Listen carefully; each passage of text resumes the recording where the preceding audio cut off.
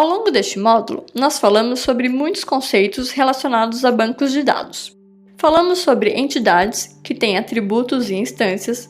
Falamos sobre dois dos tipos de relacionamentos que podem existir entre entidades, que são o relacionamento um para muitos e muitos para muitos. Falamos sobre os conceitos de chave primária, que serve para identificar uma instância, e chave estrangeira, e como essas chaves são usadas para representar relacionamentos entre entidades. Listamos alguns dos bancos de dados, ou RDBMS, mais populares. Falamos sobre operações CRUD, que são as operações mais comuns em bancos de dados.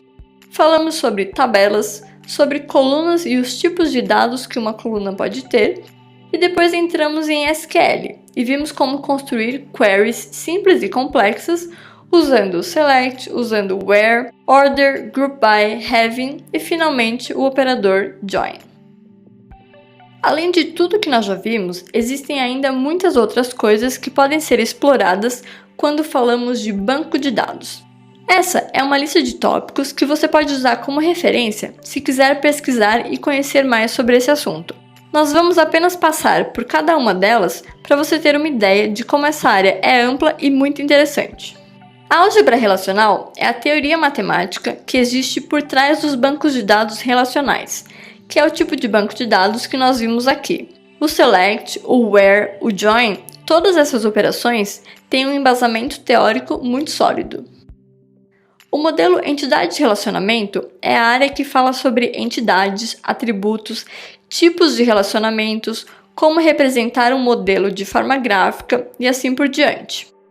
A normalização é uma área teórica que fala sobre redundância de dados em uma base e como e por que evitar a redundância. Sobre SQL, existem queries que são mais complexas ainda do que as que nós vimos aqui. É possível, por exemplo, construir queries alinhadas, ou seja, selects dentro de selects. Existem ainda outras funções de agregação, além das que nós vimos aqui, e outros tipos de dados.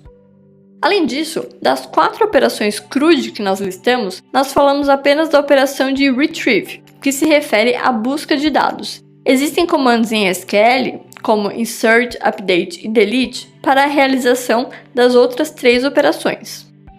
Também não falamos sobre como fazer o CRUD de tabelas de um banco de dados, usando os comandos create, drop e truncate.